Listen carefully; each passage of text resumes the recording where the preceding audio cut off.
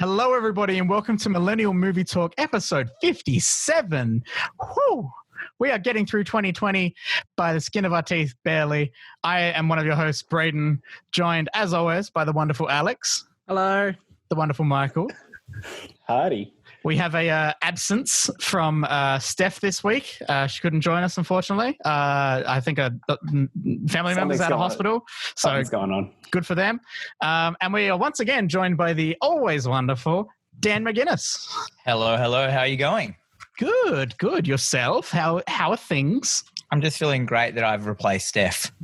He's slowly weeding his way in. The condition was like you had to have glasses, and Dan feels it. So have glasses and pay a lot of money for your hair. Yeah. I do all those things. So yeah, that's it. So it's fine. How's everyone been this week? Alex, you've been stressed with uni work, I've heard. Not stressed, but just overwhelmed. That's the same, isn't it? That's very similar, at least. Do you make at uni? Do you make many dioramas? No, I make websites. Do you make dioramas of websites? No, they're like digital dioramas, okay? A digital diorama about the e-commerce system? No, I literally made a website about why you should watch The Gentleman 14 in 14 different ways. Oh, can we have 3 of them? No. Oh, no, I want a tease to your uni assignment. I want the diorama version next week made. Giving me more work for a assignment I've already handed up. Just using my sweet community references. Yeah. No, it's basically just watch The Gentleman again and again until you have to watch it on your phone, and then when you have to watch it on your laptop because your phone's dead, and then watch it in Spanish. So why not? Why not indeed? Very nice. Anyway. Alex, can you treat us to what the gentleman's title is in Spanish? Oh, I can't say it. It's like Los Calabreros. Okay, that's fair enough. That was a pretty good good attempt. For someone who couldn't say it. For someone who does not speak another language. And literally, you have to attach a photo to it, and the photo is just the same guy in front of the same TV, but I've just copied and pasted different scenes from the movie. Oh my God. Incredible. So, hard work going on there. Yeah, the amazing work. Honestly, more work than anyone else probably did for this in the class. They probably just chose 14 other dumb activities and put 14 other dumb photos. Yeah, probably. Settle pedal. You don't sound grumpy about it at all. Nah. Oh, bless. Fucking HD. He's happy with himself. Yeah. You'll get a good grade for it. It's fine. Michael, what have you been up to? Uni as well. Oh, cool. Fun. I love it. Just cut, paste Alex's story to your story. I haven't been making a website. No, I can't say I've been doing that. Oh, bless. All right. I've been trying to write we have to write our report for our experiment we did, but there's like 4 people trying to write on the same document. So everyone's trying to write the same sentence at the same time? Oh, it's just like people chop because we're meant to we need to edit it as well. So I'll write something and someone will go back and edit it, and then someone else will edit it again. So I'll get back to it and it's completely different. Yeah. It's not that story had everything. Twists, another twist. A twist, straight back to the start, a circle. Yeah. It's like watching a David Fincher film. My God. Hey. Sorry, it's like watching a Nolan film. And then it turns out you weren't even writing an essay. It turns out you were releasing the first film of 2020, basically. No, we're not talking news, really, but I kind of want to mention that because that's interesting. We'll see. We'll see what happens with them possibly using Tenet as their guinea pig for... But they're not planning to use it at Tenet. It's just the only major releases so far that hasn't been pushed back. They're not going, hey, we're going to see what Tenet does. They're just going, well, it hasn't been pushed back. Yep. So it's we'll see. Dan, what about you? What have you been doing the last 2 weeks-ish? Apart from my back to work, and all that jazz that we don't want to talk about, should I mention that I've started up my own podcast? Yes, that's a really good starting off point. Is that a faux pas? No, 100%. I've started off my own movie podcast, but basically just all about horror, and it's called TerrorVision Horror Podcast. I know the name is amazing. Yeah, I gotta say, I do love the title design that you've done, though. It's so perfectly captures the cult, tiny B grade horror film. Trash. Hey Dan, your title could be worse. Throwing shade. Shade. So I'm doing that with Jennifer Strand, and it's just us two, boy, girl, talking about horror. It's basically all it is. So check it out. It's on all the streaming services apart from Apple at the moment because it's in what's that thing called where they have to work out whether they like it. They take a minute to be like, yeah, they have to review it or something. Yeah, they have to listen to it for a second, make sure it's not just like really racist propaganda or something. Just a podcast purely about how good dicks are. Yeah. Nice. Yeah. It's just listing one by one Apple employees and their social security numbers and all their family information. Personal details. And what temperature they were today. Yes. Oh my God. Tell the story. It's so dumb. Yeah, I went to the Apple store today because it's reopened finally, first day, and there was a big lineup. They'd set up all these blockades like it was a Disneyland ride. You know, Disneyland, how they're really good at making lines. Yeah. So the whole mall was covered in these like lines. And to get let into the Apple store, they were actually taking your temperature with a forehead thermometer and to see that you didn't have a fever before they let you in. Yeah. Thank God they're taking it that way. Imagine they were like, all right, bend over, we're going to do this. Oh, dude, that'd be the best. They would have sat there all day with popcorn. That'd be an interesting day at least. Oh, man. And wait, this is your 5th time in the store, sir. We need you to leave. I never went in. I just go over to the back of the queue and start again. I'll see you in 20. Oh my God. Bless. Now I want to jump straight into what we've been watching because I'm really interested to get into this conversation of our homework segment this week because I know one person's thoughts and I'm interested to see everyone else's. Now, this week, Michael chose our homework segment. Michael, would you care to refresh everyone with what we watched? With why you did this to us? So we watched Bedknobs Broomsticks purely because it's something I loved as a kid. I have not watched this movie in, I want to say, like 12 years. Okay. So it was a bit of a going back to your childhood for a sec. Mm. Yeah, there are rules about nostalgia. Sometimes they shouldn't be revisited because, like, you know, you hold something too high. But I really enjoyed this film. Dan, what was your experience with this film before this week? Like, have you'd seen it before, or? I watched it as a kid around the same time I watched like Mary Poppins, Chitty Bang Bang, all those kind of, which they all kind of fall into this weird category of like Disney live action. Disney live action man and woman with Are children. they all? This was directed by the same guy who directed Mary Poppins. Oh, that makes sense. So you got Angela Lansbury, so Murder, She Wrote, and then the banker from Chitty Chitty Bang Bang. I can't remember his actual actor's name. Does anyone want to back me up with an actor's name? I can't remember. But he's also David Tomlinson. Tomlinson. Yeah. It was also a Mary Poppins. It's almost like a typo when they were creating his like actually registering his name and fell on the typewriter. What's with Disney with their early stages of film like this, making the longest opening credit sequences? I know. Imagine being a parent taking your kid to see this movie and the kid's done with like 3 minutes in. And there are always those like, and it goes through all the pacing like of the film. Monty Python-esque like thing where it's just a ridiculously long, drawn out theatrical fucking opening. That's what the Steven Universe movie does. It's amazing. Oh my God. They do it on purpose though. Yeah, that'll be funny. What I did find about like, are these films made in America? These Disney films? They're all set in England. All of them. So I did some cursory research after watching this film during this film as well, because I was very confused as to why Disney made some decisions with this film. Does anyone else know the behind the scenes of what happened with this film? No. Oh, is there scandal? Not really scandal per se, but like troublesome production. Does anyone else know at all? No? No. You mentioned something to me last night and I didn't listen. Fair enough. Now, we looked into this because Michaela and I watched this together. Well, I watched it. Michaela was next to me and did not care for the movie at all. Well, I mean, then technically if Michaela didn't watch it, I didn't watch it because I sat on TikTok. Amazing. No, so basically what was going on was they were about to do this film and they had this in all of pre-production and everything because they were currently in the battle with P.L. Travers for the film rights to Mary Poppins. So this was in production before Mary Poppins. There's an alternate universe out there where Mary Poppins never got made, and this is their Mary Poppins. This is Mary Poppins.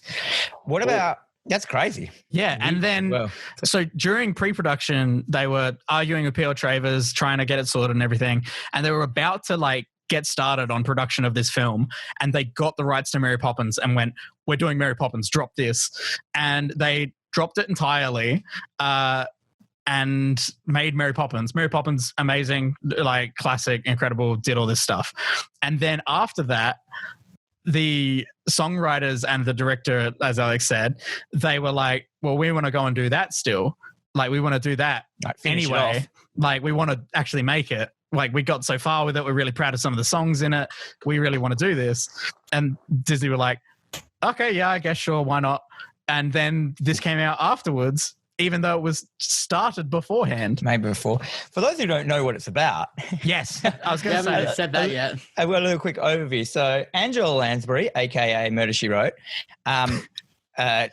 plays a witch, an undercover, like, you know, apprentice witch who is in a war effort to stop the Nazis. I was going to say, this is instantly set in World War II. I was so thrown when in that opening credit sequence with all the like medieval like drawings and stuff. Yeah. And then all of a sudden it's just Nazi flags everywhere. And I was like, oh. Yeah, it's almost a faux pas these days to put a Nazi flag in anything because you don't want to be strange. Affirmative action or anything like that. But so she's an affirmative. She's an affirmative witch to the Nazis. So she's a witch, but she's like a mail order witch kind of thing. I think she's learning to be a witch through like an online school. It's not online, a mail school. Postal school. And we thought online uni was bad. Yeah. And then she finds out, I don't know, can we do spoilers? 100%. This film came out in the 70s. This came in 71. So we find out that, the guy is a shyster who is like sending her this stuff because she's paying, but doesn't realize that all the spells are actually real because he's getting them out of an old book that he found. And then he found some like old necromancy book and he's like, oh, this will be funny. I can sell this off. See if it works. I can make some money. And makes his own little spin to it. He's like, I put my own little flair to it. Yeah, he's like, I changed some of the words because it didn't rhyme or whatever. Which he didn't. Yeah, not at all. So anyway, Compass is one of the word at one point. So, and then they try to find the second half of the book, and it's a roller coaster ride where they enchant a bed that can fly anywhere, a la Bedknobs and Broomsticks. Now turn your knob 90 degrees to the left. Oh my God! When that kid was like, "What did he say?" He's like, "Hello, governor." He was like, "Do you want my knob?" The kids. He's like, "Why do you want my knob?" Don't take my knob. Yeah, don't take my knob. Don't touch my knob. Yeah, I was just like, surely you read that out loud and went, maybe this is also the 70s. This 5-year-old connotation of knob being related to penis probably wasn't a thing at that point. I don't know. So they go on this I'm gonna do a adventure. Google search on that, Michael. They have an LSD trip while they're on this bed. Oh yes, like the whole thing. She's trying to get like the last spell, like the last lesson is this spell, and the page is missing. And it told a story about the wizard that did it, experimented on animals, and the spell happens to be on the necklace that this Lion King in this cartoon world is wearing. So they which is recycled animation from the all of other Disney stuff. Like you can fully see. I was like, ooh. Especially the lion looks exactly like the. But there's and the bear, reuse sound effects or whatever. There's parts in there where you like one of them is just straight up an audio snippet of Goofy, and there's all these different moments in there where I was just like, what the hell is this? What? But that's the weird roller coaster of this film. You go from like the grubby streets of London where they get held up at knife point, like they get rolled. No, to be fair. And before the knife point part, there is a dance sequence that went for 85 minutes. I tuned out. I tuned out in that dance sequence. Oh, when they go to that mall or the markets, market, and everyone starts, and it just goes for ages, and it's just like and then like, did you notice that all the dances were the same dance rock up? and they were all, and then they did blackface at one stage. Yeah, I saw that. They did Indian face. I was going to Google that and see, was that blackface? Because it definitely looked like it. Well, here's the thing. That was like a moment where I tuned out and I sat on my phone, and then I saw that other corner of my eye and I went, hang on. What's happening? And many moments like that. While we're talking about problematic things as well, there's some, my joke. Some very casual, there's some very casual sexist comments thrown around as well, which is lovely. Oh, about women's work and it's like, women can't file and just all this like, I was just like, okay, it's fine. Anyway, yes, so they do the animated adventure and they get out of there, and then the spell that she gets is to like animate inanimate objects, makes them move and stuff. So then the Nazis happen to invade the town they're in. Village. Yeah, the village they're in. Just that one village. Without a doubt, there's just one little And they're quite nice, the Nazis. They're not evil or anything. They're just like, please get these children out of here. And they don't just kill them or lock them up. They just didn't even search the house for Jewish people. What the hell? I know. Very strange. She animates a bunch of medieval armor and they attack the Nazis. And it's like they're in a museum and they animate this armor, and then the next shot there's like 6,000 armors on the horizon. Like it's like a whole where's this coming from? Hold up. That was I was so on board for everything that was going on. Like when we were getting to the end of the film and the last 20 minutes, it takes this turn where there's the German raid and they're like running this small raid in this area. I was like, okay, movie, you know what? I wasn't on board before this. I was like, this is kind of And then that happened. I got so on board. I was like, this is now ridiculous. This film has taken a major twist. And then they did the 25-minute long shot where they slowly panned across a painting of 800 different suits of armor, of which we ended up seeing 20. I looked at the IMDb trivia after the film because I was so interested in all the production of this film. It stated in there as a fact that the sheer amount of armor that are on that painting when on the hill, as it does that 85-minute long pan, is more armor than what is in every single museum in the entirety of the UK. Well, she might have had a multiplication spell as well. We don't know. Maybe. Help the kids out with the times table. I like that she kept forgetting the spells, and like if I knew those spells, I would never forget them. If I knew 7 spells, I would just remember them. Yeah, I know 7 Harry Potter spells, and I haven't never had a use for them. Yeah. It doesn't look like it is blackface in Bedknobs and Broomsticks, so it's fine in that regard. Okay, we'll give it that. So we'll give it that. Did anyone else have any? I want to hear all of Alex's thoughts. No, because I have none. I mean, look, it was okay. I can see why some people back in 1971 enjoyed it, and why kids probably enjoyed it. I don't know how you sat through that opening sequence, Michael. You didn't as kids. You just went out the room and came back. You'd just fast forward the VHS, wouldn't you? Yeah. It was just one of those sort of things. I didn't pay attention to the movie started anyway. So I'm not criticizing it for that because other animated movies I really like Robin Hood did all that, and But that was great. Yeah, other classics. Yeah, that was animated though. With the cockatoo, I don't think the rooster. Yeah, but that was animated on a white background. It looked sick. I gotta say, the underwater bit was solid. As in the effect, their green screening. The green screening never faltered, which is like a 1971 film. There was never any. And they had foreground bubbles going up every now and then. Bubbles would come out of people's mouths when they talked, and I was like, but everything just went too long. You need to be cut down. My 2 stars from this movie come solely from the effects. Especially the practical effects with all the armor moving and the inanimate objects moving. I thought all that looked great. Yeah, 100%. That looked fantastic. The stockings thought they were. I didn't know how they did that. It was all there's the pants and stuff. I was amazing. seriously confused by how they actually did some of that stuff. Look, I didn't enjoy the movie, but I know good effects work when I see it. Yeah. And that was really good effects work. And like Dan said, with the 2D incorporating the live action with the 2D animation there. Like, honestly, like new movies like Mary Poppins Returns that came out a few years ago, like they nailed it back in 1971 because even that, there's not much difference between what they're doing there and what they're doing now. Yeah. Probably easier to do it now than it did then, but they nailed it back then. Yeah, they had a formula that worked. Yeah. So if they remade this movie now, what they'd have to do. Oh, Jesus. I cut it by about half an hour. It'll definitely be cut down. Sure. Oh, yeah, I thought, everything just went too long. Well, they might actually give the young girl an actual storyline. Yeah, no. She didn't do anything in the whole film. She just reacted to things. You had this kid the youngest kid had like the book and the knob. and the other kid had his jaded past where, he didn't believe in magic. God. And he'd lost his youth. Yeah. The other one was kind of just she had nothing. She was just there. Sort of like a mediator. So it was sort of like, oh, come on, let's go. Let's like the motherly figure that looked after the kids.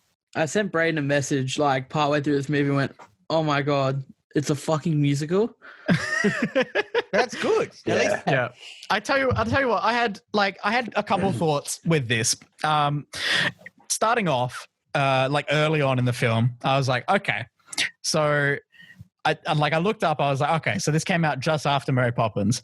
This is kind of like the working class Mary Poppins. Like Mary Poppins is very like the like upper class, like the family's quite rich, and Mary Poppins is very poncy and very like Dick Van Dyke with a chimney sweep in it. I mean, he was, but the family weren't. The family were very prim and proper, and Mary Poppins is prim and proper. And then in this, everyone's a bloody little cockney, bruv, eh, mate? And what was that? The oldest brother legitimately reminded me, like, I thought this kid is going to grow up to be like a Peaky Blinders style gangster. Yeah. He's gonna be robbing people and like interrogating people. He was already on the downward path as well before bloody Angela Lansbury got to him. Oh my God. But yeah, so my main thought was, okay, this is working class Mary Poppins.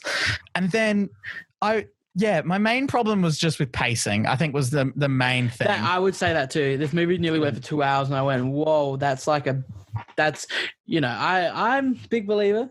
I love my not 2.5 hours. I love my hour, 45 minutes or something like that films, unless the film warrants a 2 hour runtime. Yeah. Like some movies nowadays, they go for 2 hours that shouldn't go for 2 hours. Yeah. This one. Yeah, this one. Exactly. Yeah, see, to be fair, I never realized it went for that long until I went to put it on last night. And like I saw the runtime as I went to press play. I was like, this is nearly 2 hours. It's like, I thought that as well. Okay. I never thought it ever went that long. I tell you what, the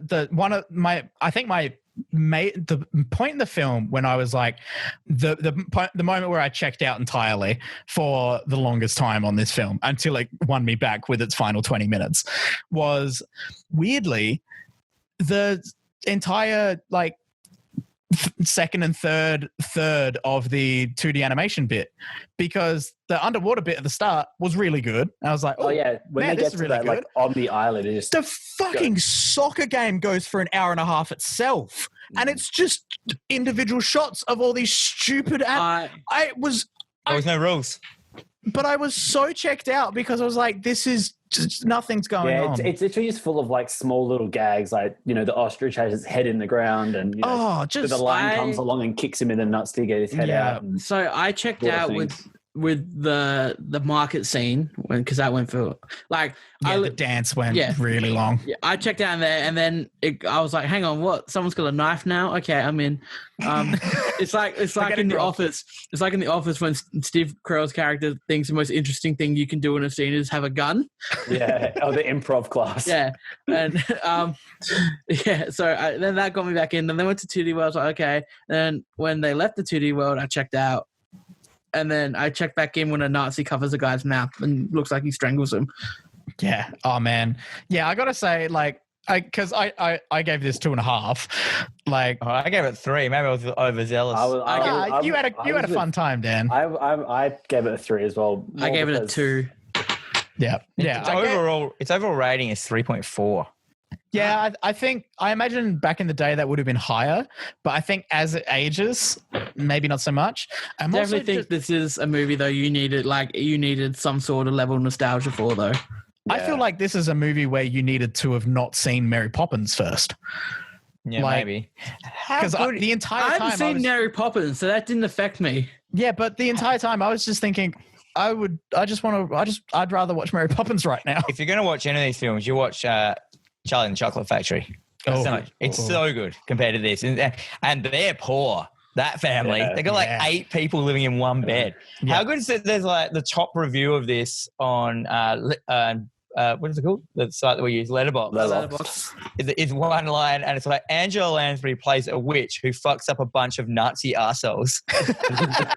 I mean, they do. It's true. It's a very, very accurate review. Good To work. be fair, those Nazis, like, if any of those kids started talking back to them. Oh man, yeah, those were the friendliest Nazis I've ever seen. Yeah, I thought I accidentally put on Inglourious Bastards at the end. Yeah, there's that scene where like the Nazis are in their house and that guy is at the desk, the main Nazi. Yeah. And I went, oh, it's Inglourious Bastards. Like they're in the house, like they're about to have a really intense conversation. And then he was like, Absolutely. He was just like, can you get these kids out of here while I'm doing my work? And I'm like, what work do Nazis do? they raid a village. He has to sit there, fill out all the paperwork. Yeah, like It's like we successfully raided the village. We kicked out a woman. They took one house. They didn't raid the village. They took one house. And a museum. We met a spinster and 3 orphans. I was going to say, so hold up. So 1 second, quickly. I wanted to talk about this before we moved off of this movie.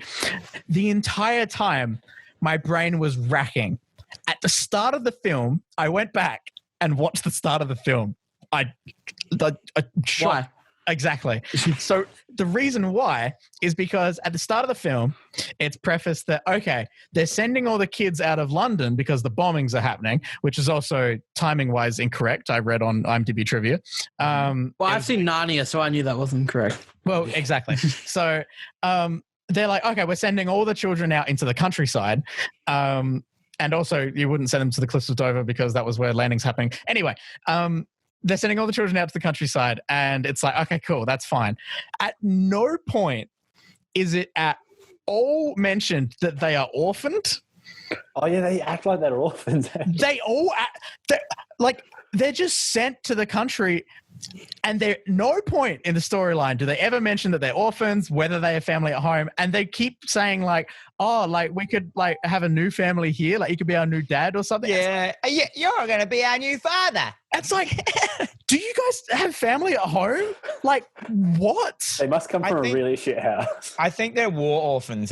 It's implied because that was orphans. Orphans. Because that used to, that kind of thing did used to happen. Imagine that in those times when you just took in kids and then, you're kids. Yeah. There's no paperwork or anything. Also, it's just like, and you have to do it. You get like a letter going, you have children from the government. I want to watch the really shitty slapstick comedy film about the woman at the start who takes in the 6 kids. There's the 6 kids before the 3 of them get taken. And Brady Bunch. That woman's household would be a nightmare. That's the Cheaper by the Dozen prequel. That's how you find out how she gets them. Goddamn. All right. Well, I think that covers Bedknobs and Broomsticks. Yeah. It's a film. It's a movie. It was there. It happened. It happened. Do we want to talk about all the other random stuff we've been watching before we get to Spooky? We can do that. Yeah.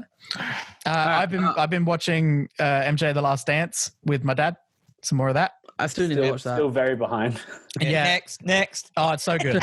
And I've watched the Spooky segment and homework, and I rewatched one of my favorite films, Scott Pilgrim vs. the World. Damn right. Damn yeah. Oh, good movie.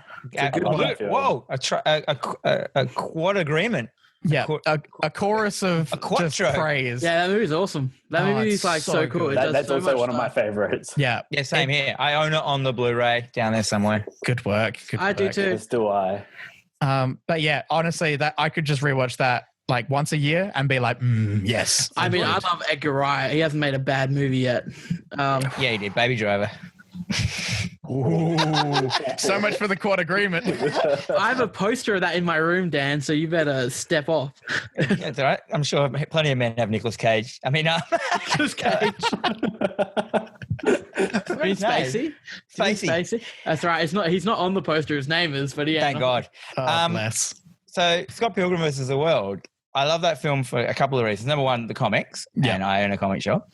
But the way that when that film came out, so Scott Pilgrim, the books are 6 books. And then when the film got written, where it started writing, there were only 3 of the books out of Scott Pilgrim. Yeah. Then O'Malley came and said, hey, let's work together. Here are kind of some of the ideas I'm throwing about how to end Scott Pilgrim. And they're like, cool. And they ran with that. And then he worked on the film, they did it, and then they had their own ideas. And then he looked at the end of the film and he went, whoa, there's some really good ideas in here that they've done. And he incorporated those ideas into the last 3 books. So both the book and the films series can't exist without each other. That's awesome. I love that idea. Cool. Also, that movie generally has some great music made for the movie. Oh my God, the Black soundtrack Sheep, is so Black Sheep. good. Beck does Garbage it all. Truck. Yeah, Garbage Truck. Oh, Just don't forget about We Are Sex for Bomb. That's about all you need. oh my God. Yeah, It's the such a rap good battle soundtrack. thing. I had it on CD. I'm not sure if I still have it. I don't Oh, believe it's I on my had it. Spotify playlist, especially. Oh, Black yeah. Sheep. Yeah, we play it in the shop every single day. Perfect. Good. Michael, what else have you been watching?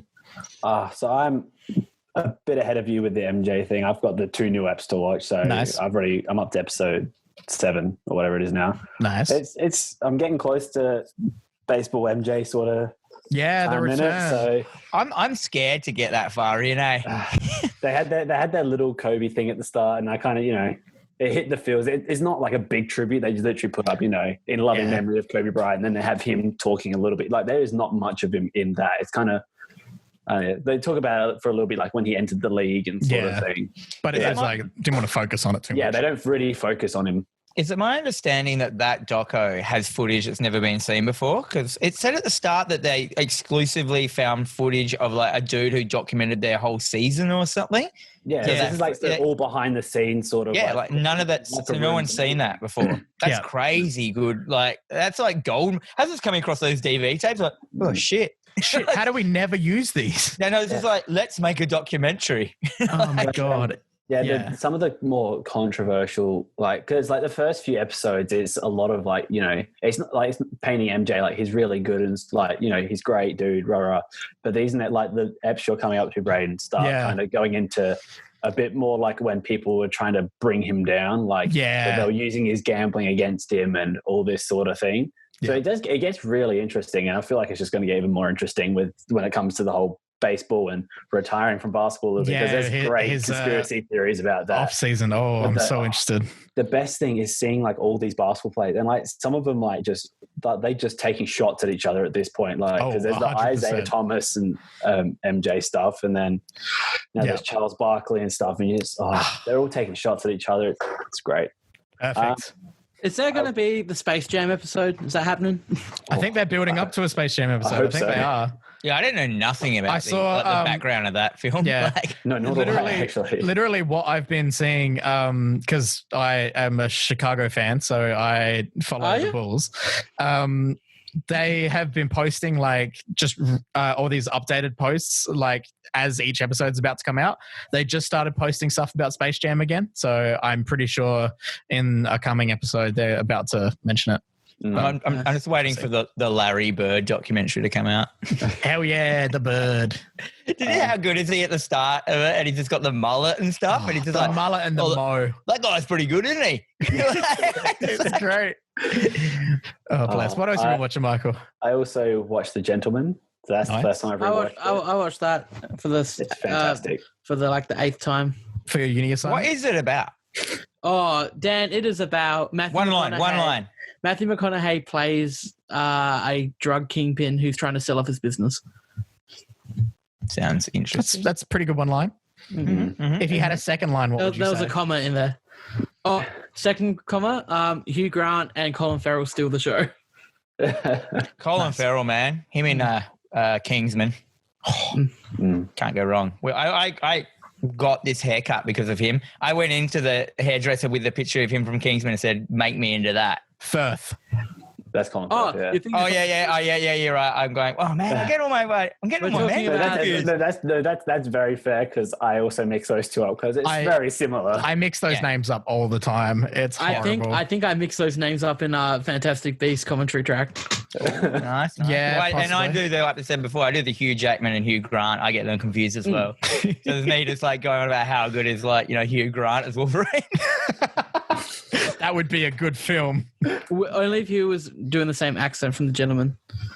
Ooh.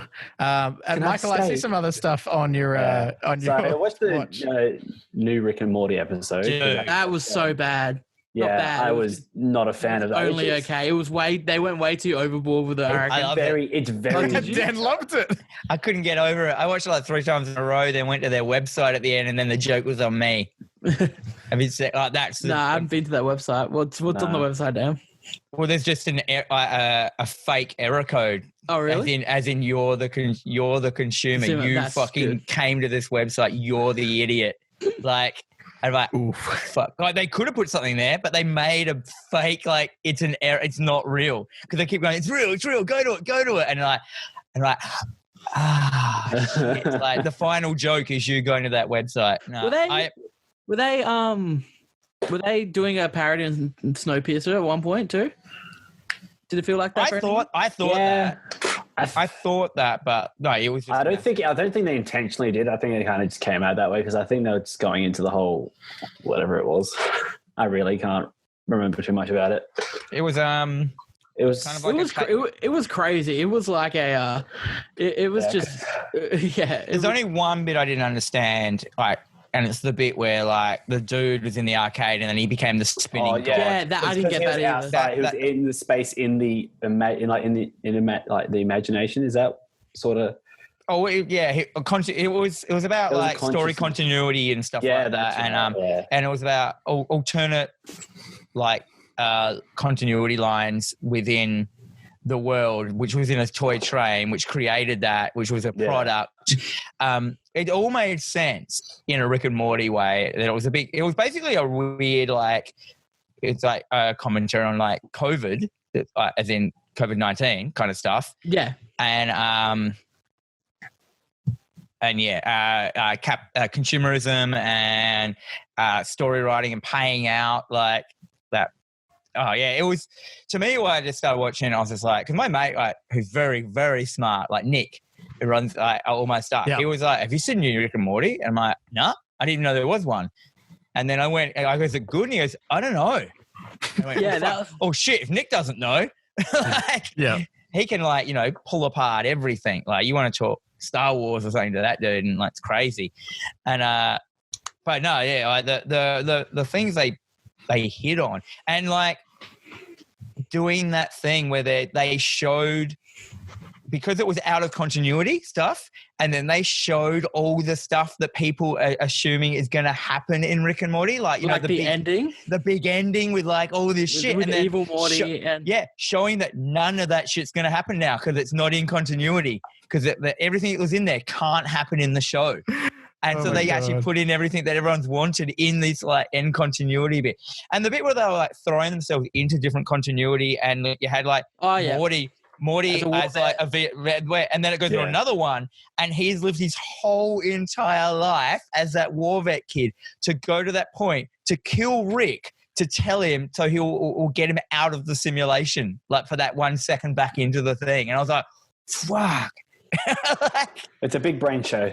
I was going to say that sounds like a lot, but like it was. It sounds like parts of it sounded good. It's pure Dan Harmon. Like, it's pure him running on the idea of like, I can do whatever I want, and I don't care what you say online. You don't get to tell me what my Rick and Morty show is about, and if you do, I'll fuck you up. I think the new episode comes out tomorrow. Now it's already been out in the States. Yeah, I think every Wednesdays. I think. Yeah, I thought they were just gonna drop one out of nowhere. Oh, really? No, because they took like a mid-season break, wasn't it? So they did a Walking Dead. Yeah. But yeah, no, apparently in the new episode we find out the one thing that Rick and Morty will not joke about, and they draw the line on. Not too sure what that is, but we'll find out. Yes, and everything really boring. Quickly round up my thing. Something I've been wanting. It'll probably be like 9/11 or something. Something I really want to watch for a while, and I finally realized it was on Disney Plus. Is Night at the Museum. So I watched 1 and 2. Wait, you saying not you 3? You didn't finish the trilogy? I haven't got around to watching 3 yet. No, I have. I haven't watched them in ages. I love number 1. I've seen number 2 4 times, and I've never. I've never There's a lot of seen cameos in number 2 from famous people. Dude, I've Yeah, got there all is. 3. I've never watched any of them. Oh, really? Number 1's amazing. I love number But 1. I feel like number 1's a nostalgia one where it's not that good, but we love it because we watched it as kids. It's not. It's not fantastic, but it's, Well, I've seen the reviews. I know it's not fantastic. Yeah. But it's a special play in my but heart. yeah, I hate I'll to, probably watch number 3 soon. I hate to spoil things for you guys. I just searched up, like, I wonder if Rick and Morty has done a 9/11 joke now that you mention it. What? Oh, did I nail it? But yeah, it's literally about that. That's it. That's, really? That's the one they Rick and Morty draw the line at 9/11 jokes. Screen around cool. 9 hours ago. Really? I just saw one of my Spoilers. YouTubers review for it, Bless. and he said something about them drawing a line. But okay, well, Oh, bless. Alex, what have you been watching? Guessing it. fuck. What have I been watching? All right, I've watched The Martian again because Ooh, yes. yeah, I watched that. I watched Pineapple Express again. I love Pineapple Express. Remember when they make Pineapple Express 2 in This Is the End? Yeah, I really want them to make a Pineapple Express 2. That'd be awesome. But But they don't have to now. They've done it. Yeah, they took the best ideas they could have done and put it in This Is the End too. Oh, This Is the End, sorry. I watched The Gentleman again, of course. I watched Molly's Game again. That's a really good movie. And I watched Ride Like a Girl on Mother's Day with my parents. How was that, Alex? That sounds wholesome. Right, have you not heard? It's about the I've heard first about it a female little jockey to win the Melbourne Cup. Yeah. It's fine. It's fully Australian made, so you know. Oscar Aussie movie. Is jockeying, what's that sport called? Horse riding? Horse racing. Horse racing. Is Betting that on the ponies. mixed? Is that mixed? Yeah. Usually? Like Yeah. all the time? Yeah, it's mixed all the time, for but like a while. There's not many. Well, throughout the movie, the movie starts and it's still all mixed. But a girl in the Melbourne Cup, winning the Melbourne Cup, was never happened before at that point. So yeah. You think they'd have advantage because girls, as we all know, have hollow bones like birds. Yes. I mean, like, not to get too crass, but there are parts between the legs that would hurt as a fella on a jockey. And no weight. Oh, but then they got boobs. Where Weight differentials. Everyone, we all look off in the distance. Yeah. The really in-depth conversations that happen on MMT. When Steph's not here. Anyway, yeah, I thought Sam Neill was good. I thought Teresa Palmer, who played the main actress, was good. I thought the movie was as good as it could be for a Australian-made movie because it's not easy to make a really a great Australian-made movie because we have a lot of, especially a biopic. Yeah, we don't have all the resources that the States have. Mm. So, Australian horrors are good. Like, Babadook's fantastic. yeah, but like the small idea horror is always really good in Australia, I Is reckon. Babadook Australian? Dude, Yeah. South Australian. It was like here. Oh my God. I thought that was just Wolf Creek. Except for Cut. Do you guys remember Cut? I did not watch Cut. Yeah, nah. You gonna look that one up? I'm gonna watch it now. 2000? Yeah. 2000 sound right? Oh my God, the poster looks shit. Like in the best way possible. And then yeah, that's all I watched this week. Very nice, very nice. Now, Dan, what have you been watching?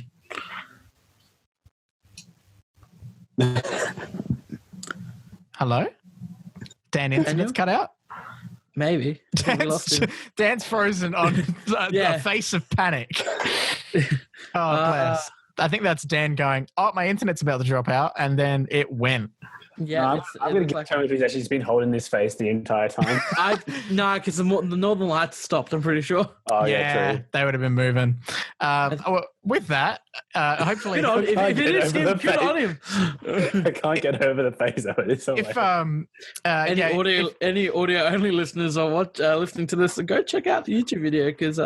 this is a great moment. It's a good pause. This is going to be the thumbnail, I think. Everyone just give a thumbs up. Oh, he's gone entirely. Cool. Now I have to freaking edit it more. All right. Well, we might do. We'll see. Right. In the meantime, I guess we'll go into spooky segment, and he can join us back because Dan's been watching literally some the horror one. Anyway. Literally, the one thing that Dan is mainly here for. Oh, there we go. There we go. Come on, Dan. Come on, Dan. Bring it back. Come on. Bring it back. Hey! Oh, bless. Ooh. It froze on the best facial expression Yeah, on Oh, you, it my was dude. fantastic. It was shock. It was horror. Yeah, my my internet completely died. Yeah, Completely. bless. Oh God. So yeah, Dan, what have you been watching? Oh man, it's throwing me. Oh, no, I'm all right now.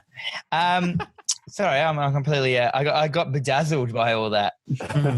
I still looks like I haven't got the best connection at the moment, but It's not crystal clear, but it's passable. But you're here. Power through it. yes. I don't know what's going on with my internet, and I apologize for that. What have I been watching? Great question. This week I watched the live action film adaptation of Tokyo Ghoul. How was that? Good. Japanese cinema. It was really good, actually. It's nice. one of the it's one of those ones, kind of like, where if you didn't know it was based on a book, it's fine. It's still just kind of an okay horror kind of thing. I really wanted to watch. What I wanted to watch was I Am a Hero. I Am a Hero. Yeah, which is like a really unique Japanese book that they've made a film of, but I couldn't get a hold of it. So I just settled for this one instead. It was okay. I watched Bedknobs Broomsticks, obviously. I watched TerraVision. Okay. Okay. So what my podcast is named after. So the 1986 bloody ridiculous, such a bad film. I saw the poster for this when you added this to your letterbox. I would love to hear a description one-liner of what this film is about. It's hard to do a one-liner of it because it's just so 80s. But basically, it's about a alien rubbish, as in trash, that gets turned into. To get rid of it, and it's also got an eye and stuff. It gets turned into radio signals so they can get rid of it, and it bounces through space and gets captured by a rich, ostentatious swinger family, new state-of-the-art radar television dish, and the monster goes into the TV, and then it can jump out and kill people. And yes. Yep, that's what it's about. The only actor I really knew in it, it's got Uncle Rico from Napoleon Dynamite as like a punk dude, and he's just like, "Yo, dude," like full Keanu, like, "What monster, bro?" Oh my God! Yeah, do you want to? People should give a Google to this film because it looks hilarious. Oh yeah. So do you guys want to hear something that's going to make me piss you all off? Oh no! What? I've never seen Napoleon Dynamite. Fine. I was going to say, it does have lulls in Napoleon Dynamite. I am not disappointed with you, Alex, because I too have not seen Napoleon Dynamite. I literally only know the references that people make all the time, and I'm like, yeah, same. I'm like, the dancing scene and stuff. Now, Dan, is this one of these classic? Who's the visual effects monster guy? Who you love? Like Savini. No, Rick and Morty make fun of. They had that episode. Cronenberg. Yeah, Cronenberg. No, this is nowhere near like his level of goodness. Okay. This is like a trash film, but I'm trying to find the movie. It's shot really well. I was really surprised on how clear the film stock they were using. I was like, and all the audio is really good, and they've got, and the scenes, but it's a swinger family, so there's like a weird sex scene in it, and the film got a higher rating because the house is full of all this erotic art, and that's what got the film the R rating. And there's some weird incest jokes in there because the monster assimilates you and then can re-blur you out. You know what I mean? If it needs to. Yeah. But there's so much slime in this film. Jesus Christ, Dan, you weren't kidding when you said it's 80s. Yo, dude. God. Look at the hair. There's like a Cyndi Lauper kind of rip-off girl who's got a wig on and then another wig on top of it, like to make her hair bigger. That's amazing. Oh my God. It's worth checking out. It's really weird. But they do. I'm just going to spoil what happens at the end. Go for it. They did the thing that we got told off when we were younger in primary school. When you can't work out of how to end a story, you don't just kill every single person.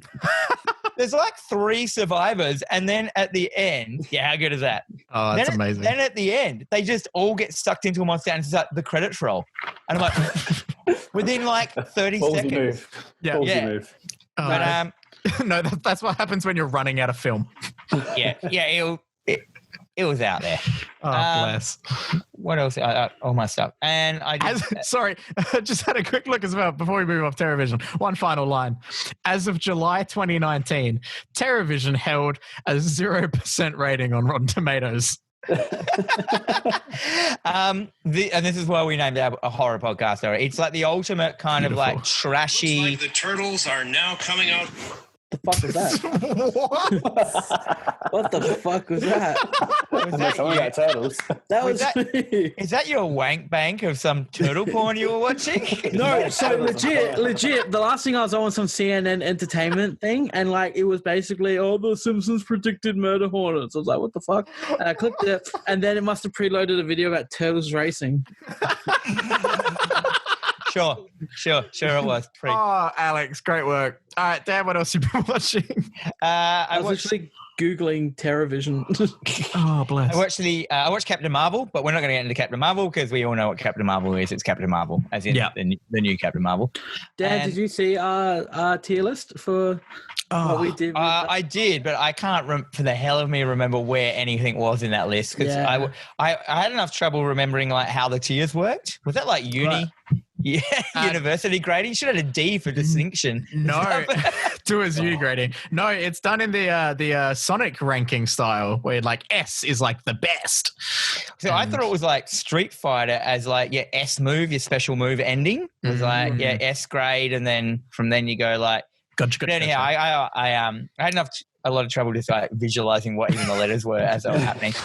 But bless. Yeah, no, Captain Marvel was not incredibly high on that. It was in D. It was in the D tier. Well, to me, I only rated it 3. Did I? 4. Have a look. I don't know 4. Did I? Yeah. I enjoyed it. I enjoyed it. It had like all the eye jokes and stuff. Yeah, and I really like Dave Mendelsohn in it. Like I thought it was really fun, and he seemed likable as a Skrull. Like how he talked was just so, like he seemed like a real person. And I was like, and I remember when I first watched it because I didn't realize it was him. And I was watching like, why is this man so familiar? And then he came as himself in that fight, and I'm like, oh, that's what's happening. Krennic. So good. Yeah, I thought Captain Marvel was. I thought it was fine. I thought it was just like Marvel had become with their origin movies. That's why I was so happy that Spider-Man, when they did their Spider-Man movie, it wasn't an origin movie. So most of their origin movies are the same to me. Hang on, wasn't Spider-Man 1 an origin one? Homecoming wasn't. Oh no. Yeah, because they established his origin, and not at all, really. They haven't still. In Civil War was the just moment where Tony comes and talks to him and shows the like YouTube footage, and like he's been doing it for like 6 months. So, yeah, nice. Good. Anyway, what else have you been watching, Dan? The Cured. On Netflix. I think it's a Netflix film. How do you find that out? I don't like Netflix films. No, neither do I. I've said it before. They're cookie cutter films. I feel they use a low grade of stock of like, I think they just do everything real bad digital for cheapness. Is that Ellen Page? Yeah, so it stars Ellen Page and Sam Keeley. So I'm just going to quickly try and get through this of what it's about. So it's set after a zombie apocalypse. It's set in Ireland. So people have their on and off Irish accents every now and then. It's set in Ireland. It's set after a zombie apocalypse at the point where people have worked out the cure to being a zombie. You can get the cure.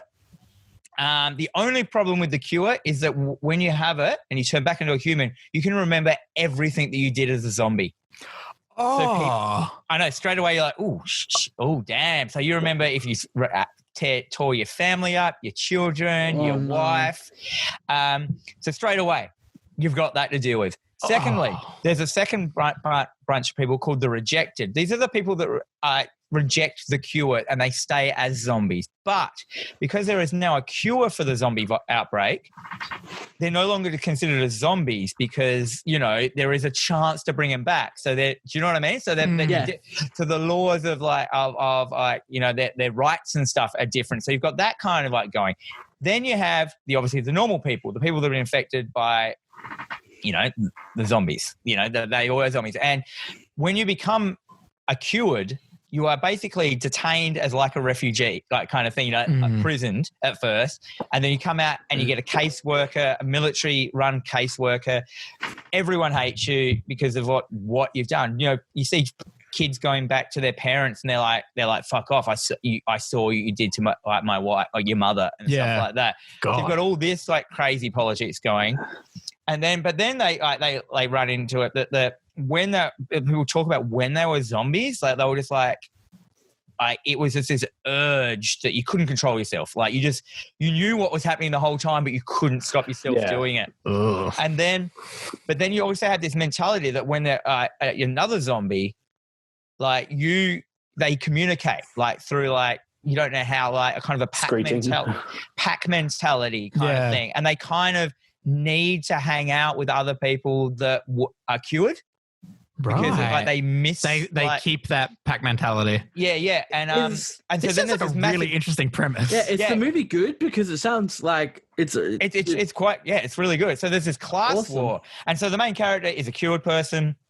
He goes to stay with Ellen Page, which is his sister-in-law. So he doesn't mention to her that actually he killed his brother, which is her husband. Oh, because it's fully like 10-second effect. Like, you know, you get bitten, 10 seconds later, you're one of them. You know, one of those like, you know. Yeah, it's not one of these like slow sort of ones that takes hours to mutate. Like, yeah, there isn't a lot of horror in it, and it's a lot of like, you know, do you know what I mean? Like, good. Yeah. But then you get like the zombies who are like the cured, like because they're treated so badly. So it's at this class kind of war vibe, and it's set in Ireland, and you know, with all that kind of history that they've got. So then because they are hated on so bad, and they do have this like kind of bond with each other. Oh, the other thing as well is that zombies don't attack cured people.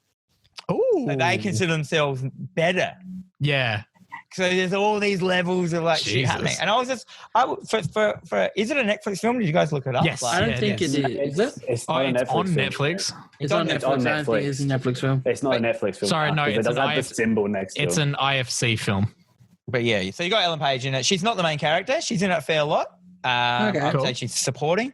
But yeah, it's. I mean, I've spoiled a lot of it now. I mean, she produced it as well. Oh, nice. Damn. Oh, that's cool. Good for her. So it's a great idea. It's a really unique, interesting, not been done look at zombies, which is pretty hard to pull off these days. If you ask me. True. That's cool. Cool. Very cool. They don't hold your hand as well. There's like, you see the poster of it is a guy looking at his eye.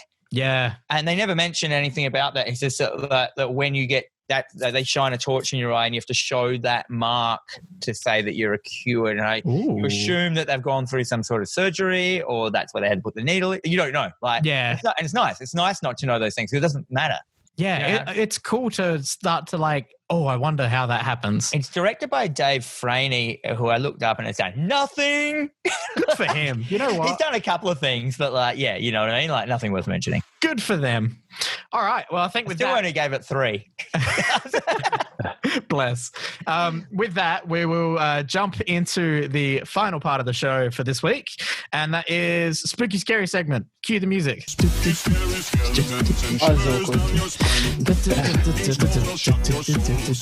You see, I just wait the actual span rather than cutting it because it makes syncing up the video so much easier. Have you noticed that when my internet dropped out and came back in, my camera keeps closer now for some reason? Yeah, I did notice that. But I can't move away from the mic. It's weird. I don't know why it's done that. I don't even know how to change that. Like, oh, bless. That is odd. Bless. The horrors of the internet. Now, this week, I went and visited a film franchise thanks to us playing some video games, actually. This past week, we did a stream on Hack the Dino with everyone from Hack the Dino, and you can go and see that on our YouTube channel or watch the whole stream on Twitch. We played Friday the 13th, and I went back and watched Friday the 13th 2 and a summary of 1 because did the game actually inspire you to watch it? Was it the game that did it? Yeah, no, it was just like, okay, cool. Well, while I'm in Friday the 13thville, I might as well make that what I watch this week because it's on the list of things I got to eventually watch anyway. Because like, you choose your Jason by what film he's out of, like part 5, and I really like that. I'm a part 9er with the mask. It looks like it's merged with his face. And that's pretty good. I'm always I can never remember now. Well, I like the one with the chains on him. I can't remember which one I used. Everyone plays as part 2 or 3 because they're the only ones that can run. Yeah. But yeah, I want the good Jason. I don't care about running. I want the looks. Yeah, all about the look. I've never played 2 because these 2 I haven't unlocked him yet. Hooded boy. This is a really fucked up franchise. Hey, like just like the story premise is kind of, it's nothing but at the same time really fucked up. Like with the mother and him. Oh yeah, they were sticklers for continuity for a while. Like whatever damage happened to Jason got passed on into the next film, like the slash in the mask. If he were the one where he's like. The one with the girl with the telekinesis smashes his mask off, and in the next film he just finds another hockey mask because they must be pretty affluent over in America. And then the one where he gets like chained under the water and like they trick him into drowning. Like when he comes back, he's got the chains on him and stuff like that. Jason X. I mean, he gets a metal mask, which is part of his face. Is that? I'm sure I've only watched the first 2 as well. Like. I love number 3. Number 3, man. Did we get to 3 out? I can't remember, but number 3 with the music at the beginning is awesome. So I'm now at the point where I can watch possibly the best one, in your opinion, or they've kind of got their charm. Yeah. But number 3 was made for 3D, so there's a bunch of really trash 3D effects. Yeah, with like get away. Yeah. Oh, bless. I actually used to go watch that at is it the Capri Cinema on Goodwood Road? They do the 3D every Halloween. Every Friday. That's cool. That's hilarious. Yeah, and with the glass, it's pretty good actually. But good on him. I think the best one we can all agree is Jason Takes Manhattan. Doesn't even spend time in Manhattan. He's just on the boat. It's so weird. He punches that guy's head off, the boxer. Yeah, I like number 4 with Crispin Glover. Is Crispin Glover in one of these? Yeah, he's in number 4. Oh, holy shit. I want to watch that one. Number 4, the final chapter, by the way. That is not the final chapter. Oh, okay. Yeah. I like, is it number 2 or 3? It's called The New Beginning. I like it's great. They don't care. But the continuity is there for Jason. Like the Jason part of it is always like that. Yeah, you telling me that. That's really cool. Like the fact that they went to that effort. Like they could totally not give a shit about that, but that's a really cool thing that they did. Yeah, me and my friends, I haven't watched a lot of these films since like the first time I saw them back in the day. But I remember me and my friends went through a massive phase of it, and like we fully got into the rules and like, this and that, and in that he could do this and that, and this one, like, he's upgraded. He always upgraded and stuff, and he leveled up. Bigger. He got bigger, like he was like working out in the lake. Yeah, he leveled up from all of it. He got some kills and got some XP. And I still haven't seen the remake of it yet, which I need to watch. Dude. Oh, I don't know if I have either. I think I have it. I've heard it's good. Like Freddy versus Jason. When was the? Now that I've seen Nightmare on Elm Street and Friday the 13th, I can watch Freddy versus Jason. You've seen Nightmare 3? No, not 3 yet. I still need to watch that. You can pretty much just watch the first and the third. Yeah, and go to like the last. Dream Warrior, is that? Dream Warrior is the best one. Not the Dream Child. Oh my god. Number 5, the ugly cousin of a film. Bless. Every horror franchise has that, I feel. Every family's got one. Oh, bless. 2 and 9. I was gonna say I'm currently looking at a little like animated like cartoon drawing of the evolution of Jason Voorhees, and like him starting with like being like the like deformed little child, and then Bagman, and then the eventual evolution of each of his different ways, and then he just gets really fucked up at certain points. Then he's the Terminator. Yeah, then he goes Jason X. That's one that's set in the future in space. Are you for real? Is it actually? Yeah. Holy shit, that's hilarious. And then like the next one after that is back because like Freddy brings him back from hell. Okay. Yeah. All right, I got to ask you, Braden. We haven't actually asked yet. What did you think of this movie? Friday the 13th. 2, yeah. It is like the kills are the part of the film that you're there for. Like these kids, these teens is always. I feel like. When did this come out? When 81. 81. Okay, so this is in the prime time of, hey, we've set the preface that all these horny teens have to get murdered by this crazy guy. Is this the one where Crazy Ralph dies? Crazy Ralph. I think Crazy Ralph in this one. I'd forgotten about Jason Goes to Hell. Yeah, Crazy it's Ralph. crazy. Yeah, Crazy Ralph. I'd forgotten about that. Because it was funny because there was Freddy's Dead and then there was Jason Goes to Hell. Like, Bless. The Final Friday. Do you know there's a film when I was looking up like names for our podcast? There's a movie called Saturday the 14th. A horror film. Of course there is. That's good. Jesus. Yeah, I tell you what. Yeah, this one had Crazy Ralph. That was it. I was wondering what the guy's name was. This whole premise of this franchise is very funny in the sense that it's literally it's a camp and they just reopen the camp and that's fine. Yeah, they're a bit irresponsible in that sense, but like, yeah. Who's the landlord of this place? He's clearly a dude who just wants to make money. Yeah, it's just good. It's just good business. It's just good business. It's free real estate. If those counselors hadn't been having premarital sex, none of this would have happened. So yes. Here's the thing that I love. If you look at the titles, I'm going to read out the titles for all the films right now. All right. And the continuity of the titles is not there. I love it. So they did perfect continuity of his outfit and himself, but not at all the titles. Are you ready? Okay. Are you ready? All right. So there's Friday the 13th, Friday the 13th Part 2, Friday the 13th Part 3, Friday the 13th, the final chapter. Final. Look at a number. Friday the 13th. Shut up. Friday the 13th, A New Beginning. Friday the 13th, Part 6, Jason Lives. So they've gone back to the parts now.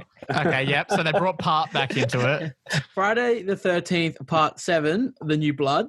Friday the 13th, Part 8, Jason Takes Manhattan. Yes. Jason Goes to Hell, the final Friday. So they lost the part with that again, and it's not even 13. Okay. And then there's just Jason X. And then Freddy versus that Jason. Then Freddy versus Jason. 12. Yeah, he's in 12 films. Jesus Christ. That's heaps. Hey, one more and they could have gone even 13. That would have been good finisher. So the start of Jason Goes to Hell is amazing. Do you remember it's just everyone, like the opening scene is everyone just getting together going, fuck, Jason's killed heaps of people. And they just get the army. They set up a promiscuous teen to have sex at Crystal Lake, so he comes out, and then the army just comes in and blows him up with a rocket launcher. What the hell? And then he and then he comes back. So, but he's not Jason. He's like the spirit of Jason, because then he goes to the morgue, his bits, and then the morgue guy eats his heart and becomes Jason, and then he can jump between bodies, and then he's only Jason at the end. He like bursts out with a steel mask. It was amazing. Perfect. Okay. Then, isn't there one of them, was that the same one that ended with Freddy's glove coming out the ground and grabbing Jason's mask? Yeah. Yeah, and that was the precursor to Freddy versus Jason. But then they did Jason X somewhere and fucked it. Oh, Jesus. Well, that's Friday the 13th, ladies and gentlemen. Jesus Christ. This is friggin'... Are you going to keep watching them? I might. Like, I'm going along and doing, like, the start of all these franchises. Like, I haven't continued with any of them so far. Like, I haven't even watched the second Scream yet. Like, I watched Scream 1 and I still haven't watched the rest, even though I want to because... I like Scream 2. Those were dope. Did you hear the news this week that Neve Campbell is in talks to do Scream 5? No. It's part of TerraVision podcast if you want to see the news. I don't really want there to be a Scream 5 because... No, Wes Craven? Yeah. She's in talks about it. She's confident, but she says, can you do it without Wes? Yeah, that would be your issue there. Yeah. Okay. Well, I think that's a good plug to end on with the show. Go and check out Dan's TerraVision podcast. TerraVision Horror Podcast. TerraVision Horror Podcast is the full name. Please just look it up so that you can look at the key art for the podcast because it's great. I'm going to go listen to that first episode this week because I haven't yet, but I'm going to. You guys don't do jump scares in there, do you? Warn me. It's entrapment if you don't tell me. Oh, us talking. How do we do that? Oh, like my jump scare that I do in my stream. Yeah. that I do to people when they come into the, like they do something, the thanks is like a jump scare, loud as it possibly is, just me going, thanks! It's so ridiculous. Like it's big on the screen. Yeah. So people should definitely go check out TerraVision Horror Podcast. Go and watch our Friday the 13th video and stream that we did over on Hack the Dino's YouTube and Twitch. I've edited the 3-hour stream down to 6 minutes, so you guys Yes. all the best moment. And I put the Benny Hill theme in as much as I could, which Yeah, I do to all because my they were- videos. Perfect game for it. Perfect game for it. Yeah. People Honest just to run God. around furniture in that game. And whenever he's stalking a woman, it's the Cosby theme. The show theme. It actually is. It's beautiful. I love it. All right. With that, that's it for the podcast this week. Make sure to go and follow us on whatever you're listening to us on, whether that be Spotify, Apple, iTunes, SoundCloud, all of that jazz. Stitcher. That's another one. Jeez. That's true. I forgot about that one. Wow, I haven't thought about that one in a long time. Old Stitchies. Don't know if anyone listens to us on it, but there you go. Stitchies. Did you I listen to us? didn't even know it was a thing. Oh, also, give us a rate or review on iTunes. That'd be Yeah, cool. that helps. That helps entirely. If you think you know someone who you're friends with who is either interested in horror movies or just interested in movies in general, chuck them our way. Share it around a bit. We'll take them off your hands. Yeah. And when everyone's a bit more financially stable, go and check out our Patreon. We've got a bunch of free stuff on there. So you can check it out now and chuck us a follow. You don't have to pay anything for that. And you can access all the free stuff. But you get stuff like pre-shows and post-shows and all that jazz and commentary tracks and blah, blah, blah. I love that jazz. Love that Awesome. jazz. Sweet, sweet jazz. With Have we that, saying that? as always, I'm Brayden. I'm Alex. Oh, We nailed that. I'm Alex. I'm Michael. Dan! Over and out. Just take We're care. out of here. Cut it.